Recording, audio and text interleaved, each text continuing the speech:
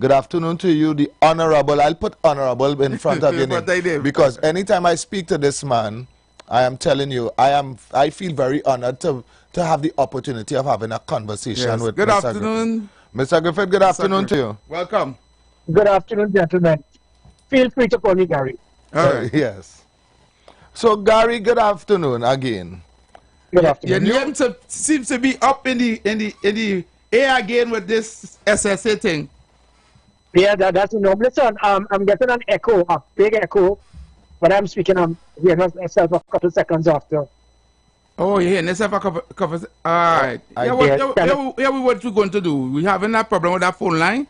We're going to call on the next phone line. Just now. All right, right. Okay, So I think it's sorted out there now. Yeah, we technician come and did something there. You hear it better now? It's good. Yep, it's good now. Right, great. Good. Right. So, Heavy, you go ahead. So, Mr. Griffith, I have a lot to ask. I have a lot to say. So, I want to find out, based on the allegations that the Prime Minister put forth in Parliament yesterday on this whole situation, to me, this is well, based on what he's saying, is a crisis in the country because he's speaking like some people are plotting to take over the country, and we're looking like at a second 1990 based on what he's saying, right, and all the allegations he's putting forth. And here it is, your name is being called with regards to high-powered weapons again and ammunition that based on what do you call it? The investigation that they did into the SSA or the you know what I'm talking about? Yeah, I do. Yeah, you know what I'm talking about. I don't know the word not seem to come to my mouth right now, but you have an idea what I'm talking about. What it is really going on with regards to this guy? Sure. This is what is the Keith Rowley is the allegation man and the audit man. What the PNM they've understood now is that all you need to do is to hire people, probably that you know well, pay them big taxpayers' money, call them investigators, do an audit. Remember, they've done audit as it pertains to the Auditor General. They want to do an audit with firearms. They want to do an audit with myself with procurement. They want to do an audit with the SSA. That is what they do. So the PNM's playbook now is to do an audit. So it's the audit government, do an audit, hire the persons who they know, pay them big money, and then the persons now write things, and all that is written, it is alleged, it is rumored, and we have heard. So let's look at the first one with firearms. Keith Rowley he continues to be a pathological liar, because to state, and again, this is Gary Griffith being quoted, not 91.9, so let him, because I have been caught on several matters because of his blatant lies. So, and that is why, when it is I went to court over him doing the audit, you do an audit and never had and the persons who did the audit are so incompetent or politically biased, they never contacted me. And that's where the court said, wait a minute, under natural justice, how you could do an audit and the person in charge of the organization you never spoke to. Wow. So that is the nonsense that they have done, which is why and I had no issue with them speaking outside. But Keith Rowley, like the coward that he is, wanted to go to Parliament to read out a report by hiring civilians, call them investigators, and write what you wanted them to put. And listen to this, Trinidad and Tobago.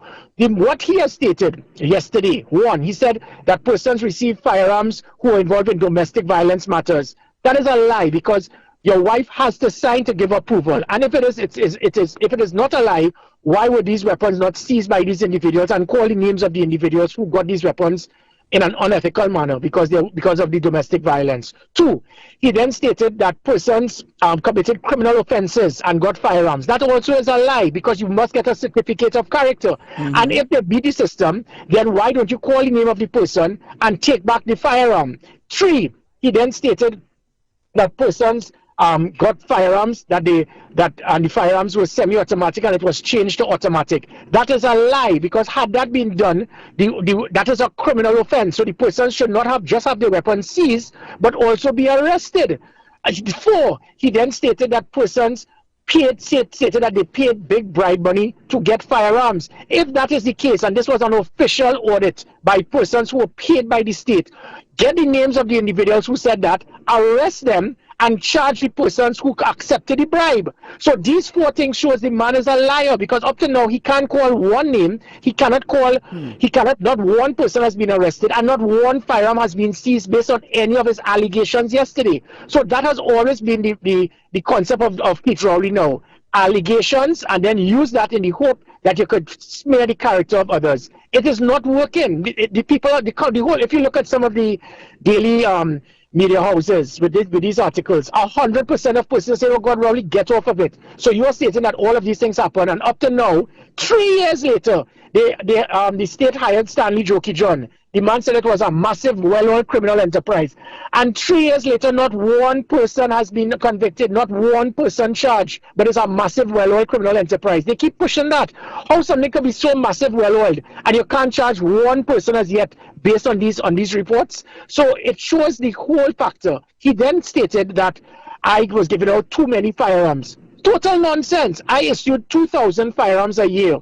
1,000 to civilians and 1,000 to law enforcement officials, past and present, because of their lives being at risk. That means that giving out 2,000 firearms a year, there were 25,000 outstanding applications. So had I continued on that path, it meant that it would have taken 12 years to deal with the persons who had still applied. Not talking about the others who would have applied during the other 12 years. Mm-hmm. That is what you see as being too much. So, and again, nothing I did was illegal, unethical, or against the law. Previous commissioners, because they issued 300 or 500 a year, and I issued 2,000 a year, that makes me a bad person? No. It showed that I was efficient, I was effective, I did my job. Because other commissioners before and after me were too lazy and incompetent not to bury their head in work to be able to clear the backlog. I don't want to cut you across there. But I have been saying on this radio station that, and I'm glad that you went there. I've been saying on this radio station that Gary is the commissioner that, hello? Mr. Griffith? I think he hung up, or I don't know if let me see if we could get him back. Wow, it looked like that's not good. Let me see if I can get him on the other. On the next line. Yeah, let me see if I can get him on the other line. Oh, he's calling us back. He's calling us back. Yeah, I don't know. We just got cut off there. Yes, I apologize for that. I have been saying this time and time and time again when they speak about how much thousands of arms and ammunition and how much thousands of ammunition in this country. I have said it. I said Gary Griffith had done enormously well when it came to giving out firearm license heavy. Didn't I say that? Yes, yes. And if he did more, because you are saying you did 2,000 a year, right? Yeah. When other police commissioner doing 300, right? That's 25,000 people waiting. That's 1,700 more than what another commissioner did, right? Right. Correct. Think about it. Then the ammunition for this, for the dance people out there, you have to bring in more ammunition. Not so. Am I wrong or right? Because they had to give people ammunition. Because you did. So the dance people, when they come on the radio and they're saying, but look, the Prime Minister say Gary do how much thousands and millions of dollars in ammunition for police commissioner, and that requires more ammunition. All right? Well, and Jeremy, so to clarify that as well, in that 1,700, half of that were for police officers, soldiers, sailors, prisons, customs officers, immigration officers, past and present, whose lives were at risk. Because you have a problem because of targeted. And Mr. Griffith, to even go deeper, that is a little bit. When you split up 1,000 between police, army men, prisons, you said custom officers, past and present, that you ain't do nothing there. Well, I was giving out 1,000 a year out of over, I think it's about 17 to 20,000 who needed it. 1,000 a year, and that is seen as a lot. And let me continue. And the other 1,000 were to civilians out of an application list of over 25,000. So as I said, it would have taken 12 years to clear the backlog. So because commissioners before me were lazy, incompetent, and not doing their job, you see what I am doing as being a problem. Yeah. And let me add, so in the 6,000 or 7,000 that I issued in that 3 years, not one was lost, not one was stolen, not one was used for a crime during my 3-year period. Whilst the other commissioners before and after me, in the 300 or 500 they issued, you had persons losing their firearms, having negligent discharges, and using it for a crime. So it has nothing to do with increasing the number. I put such a stringent measure to ensure the right persons received it. What happened before? It was selected to their good friends and associates who were not qualified and should not have received it. So you're issuing 300 and 500 to 500 a year, but you're getting all type of reports of it being lost, being stolen, people pulling out their gun in nightclubs and all of that. I was putting out 5 times more, and you were not getting a report on that. So it meant that I was doing the right thing. And that is where people do not understand. Additionally, when Keith Rowley continued to mislead the country saying 70,000 firearms came into the country and whatever, if it is, gentlemen, that I am issuing 2,000 a year, it meant that if these firearm dealers bought in 70,000 firearms, it would have taken 35 years to sell those firearms. So the lies by Keith Rowley is mind-boggling. Where are you getting 70,000? Because no firearm dealer will bring in firearms knowing that it will take 35 years. After about 5 years, those weapons are outdated. So you're not going to bring in. So the lies about 70,000 firearms came in and all of that. And now I could actually go now to the SSA situation. No, before I go SSA, Gary, yes. for educational purposes, explain what is the SSA and what purview they fall under, if they fall under the Ministry of National Security or they fall under the Police Service, or what is the SSA for people? Because a lot of people talking SSA, and they don't know what is the SSA. So you explain. Yes, certainly, yes. So to close off on the firearms, again, to Trinidad and Tobago, in my issue, not one was lost, not one was stolen, not one was used for a crime. Keith Rowley has hidden in Parliament like a coward and as a little baby, and has stated that persons had criminal offences, persons were abusing their wives, persons were changing it to automatic, and persons were paying bribes. But yet you cannot call one name. Not one of these weapons have been seized based on that, and not one person has been arrested. Keith Rowley has misled the country again. So I am calling out Keith Rowley. Call the names of the people who did all these things. Why these weapons have not been seized by Earl Christopher, and why has no one been arrested? So that shows Keith Rowley has failed again with this email gate part 2. When we go to the SSA, Strategic Services Agency, the SSA equates with the CIA. So the nonsense being spoken about to Keith Rowley that why would these people have these type of weapons? The SSA has weapons for years, and from directors before Roger Best. The directors will have a FUL, and persons will have an FUEC that they will be carrying and using weapons on behalf of the SSA. You want an intelligence agency to be going in volatile areas 2 o'clock and 2 o'clock in the morning and not have a weapon to protect themselves because they are intelligence gathering? The SSA is not a macro agency. These individuals are persons who actually go on the ground. They have to be in all type of areas, in hotspot areas, to get information and turn into intelligence to give to the law enforcement operational agencies. And that's why they've always had weapons. Additionally, it was the PNM government that handed over Kamuto Barracks to the SSA. Kamuto Barracks was previously under the Special Anti-Crime Unit, which was a PNM anti-crime unit. There were hundreds upon hundreds of weapons, hundreds of thousands of rounds. Eddie Dillon handed over the whole of Kamuto to the SSA. In Kamuto, they had hundreds of firearms belonging to the army and to the police. So the SSA took full control. What Keith Rowley has not stated is what he said the SSA had 100,000 rounds. He has not stated that if SSA is in charge of Kamuto and the police and the army go to Kamuto on a regular basis to train, they will need ammunition. So the SSA was the custodian guarding the ammunition for the use of the police and the defense force in their training at Kamuto Barracks. Additionally, this man, and to everybody who's a Catholic, a Hindu, a Muslim, anybody in a religious organization, I find that the religious organizations are very quiet on this.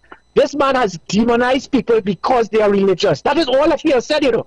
Because 8 persons out of 400 in the SSA are God-fearing persons who are in a religious body. He has demonized them as if it is an evil thing to be God-fearing. It is an evil thing to worship your God.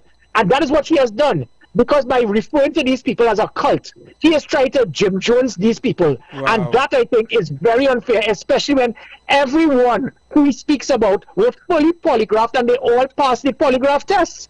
So on what grounds do you have to state that they were involved in a cult, they were involved in a terrorist attempt, and they were involved in a coup attempt? Because what he has said cannot. I ask every religious organization, I ask every law-abiding citizen, understand what this man has said.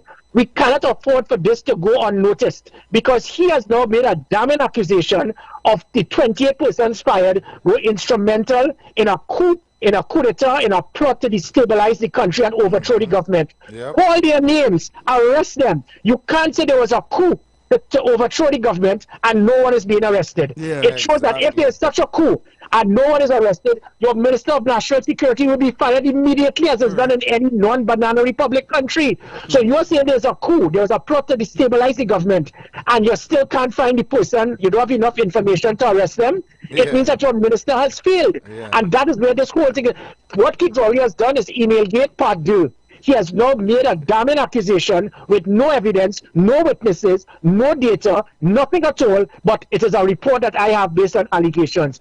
And we are going to accept this. This man has virtually turned the law-abiding citizens who are polygraphed, church-going people, turned them into terrorists. And if it is true, I am not here to defend Roger Best, the pastor, anybody, you know.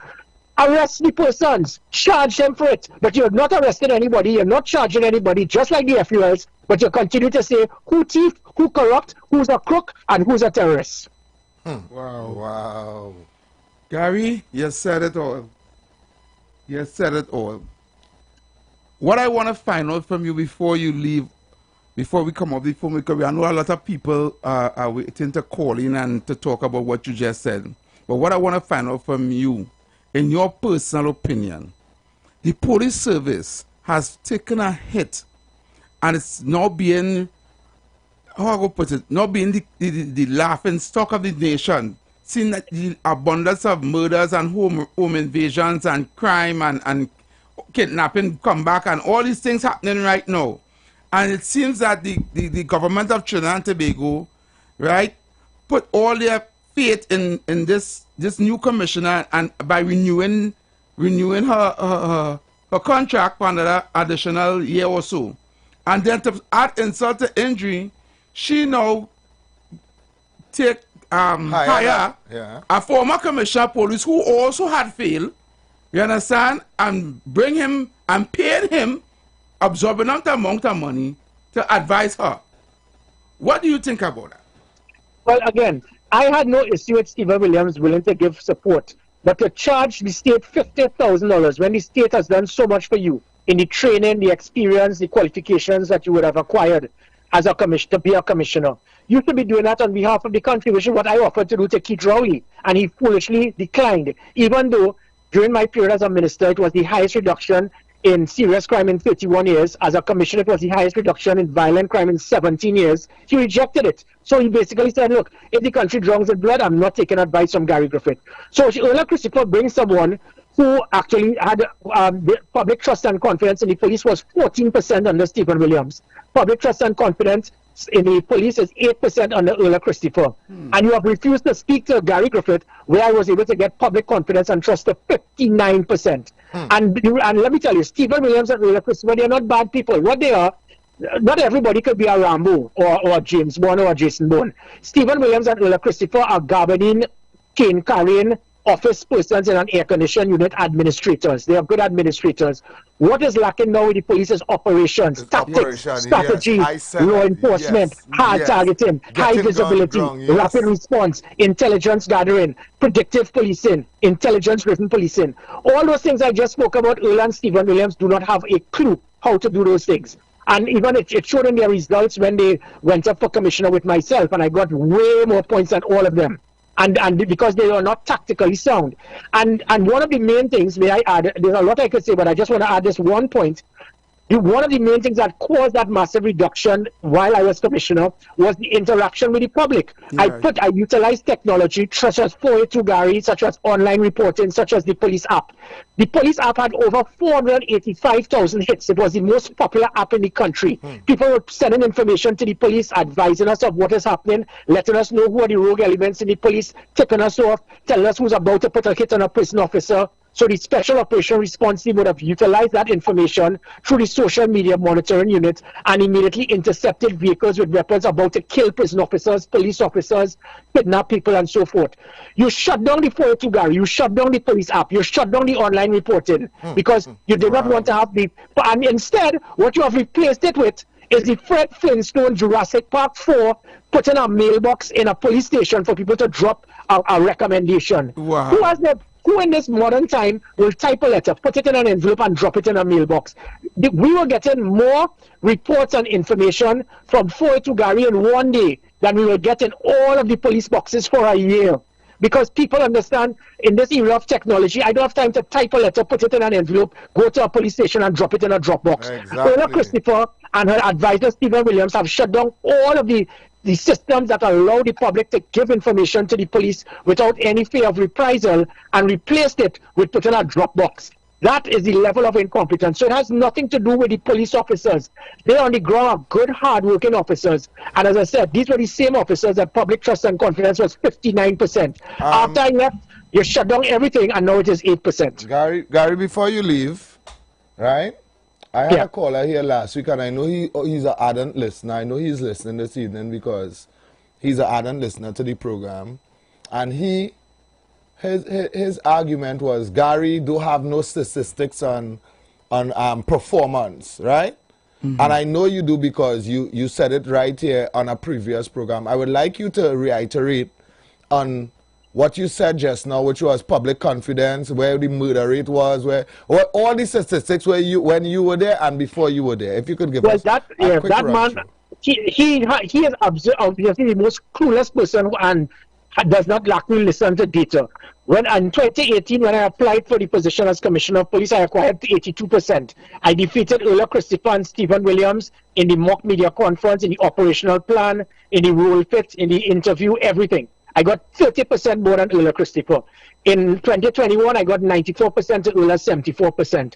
In my annual assessments by the Police Service Commission, in 72 or 73 out of 75, they were all graded very good or excellent.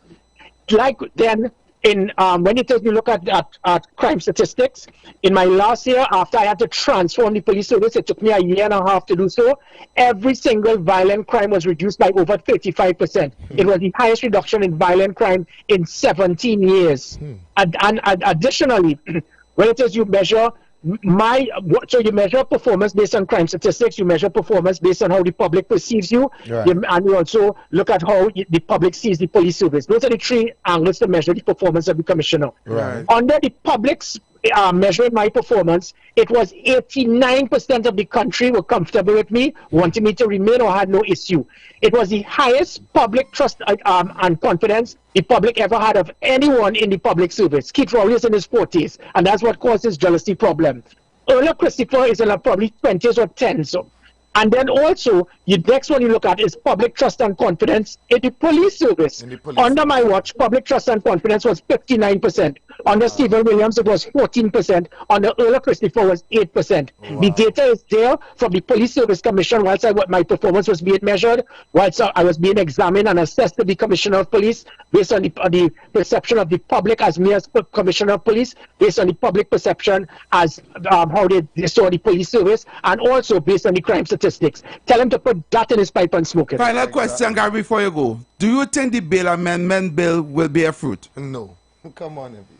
Well, again, the problem with it is that if it is that police officers do not turn up in court, I put up a comprehensive system to ensure, because what was happening is persons were not turning up in court.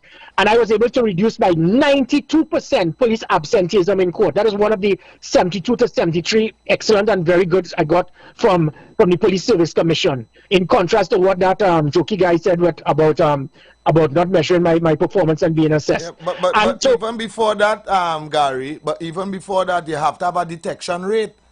This will only this will only work when it reaches the court. this bail amendment bill will only reach when it reaches the court. Right now, people are not getting catch. Correct. You're having triple, quadruple murder. You're having children killing, people getting killed in front of the station, people getting killed behind Bedford Street Station, people getting killed in front of the school in Belmont, the Gloucester Lodge, and you're not hearing nobody getting locked up. Nobody getting locked up. Right? So unless somebody is held, you can't use the bail amendment bill. You're correct. Then the bail amendment bill is a toothless dog, right? Because nobody is getting locked up. Yeah. And again, there's also that deterrent. So as I said, because of the easy access the public had to Gary Griffith, whether it's 482 Gary online reporting or the police app, every police officer decided to stay in their lane, not abuse their authority, not drive on the shoulder, not put on a blue light, not curse at people and threaten them while they're on a roadblock, because they know that somebody could just text 482 Gary and they're in trouble. Right. That is what has now caused the problems. Rogue elements in the police service, I was able to reassign persons. They put them right back in the same area to control the same drug block, to go back in the same area now to allow criminal activity in the places that they were doing it. And all of that has caused the problem. And again, as I said, when the public will inform the police, there's no such thing as the perfect crime. Somebody knows somebody is going to commit a crime, or somebody committed it. Yeah. They will send a message to me at 482 Gary. I will contact the boys. But it is you saw a few moments later. That was not by magic. It was because the police will be, the people will be telling me, hey, these three fellas have an illegal firearm somewhere. So even the criminals started backing down because they realized anywhere they went, somebody is going to target them. Text 482 Gary, put something online, put on online reporting, and they will be targeted. The gang members had a degree of respect because I put order. It has all been removed, and thanks to Keith Rowley. So that's not to blame the PNM. I have the world of respect for PNM and its supporters. Keith Rowley has destroyed the country by the things I put in place. So if Trinidad and Tobago, you want to make Trinidad and Tobago safe again, remember Gary Griffith and the NTA in the next election. All right, thank you very much, Gary. Are you still willing to help us with the crime situation? Definitely, and that is why I was willing to tell Keith Rowley, I am not here to play the politics. If I could assist you in trying to stop one murder, one kidnapping, one rape, I would have done my job as a citizen and a patriot of this country. Keith Rowley decided to say, I don't care if it is that you can assist in one less person being killed, kidnapped, or raped. How could you think of this person being a prime minister? He does not care. You know why? Because when he goes on the golf course, he has more security around him than all the security guarding everybody in Digo Martin, Carnage, Pretty Valley, and Port of Spain on a daily basis. Well, Gary, we want to thank you for your time, and thank you so much. I hope we can get you on here again when we get in the future. Anytime we can get a call and talk about the issues, okay? Sure, gentlemen.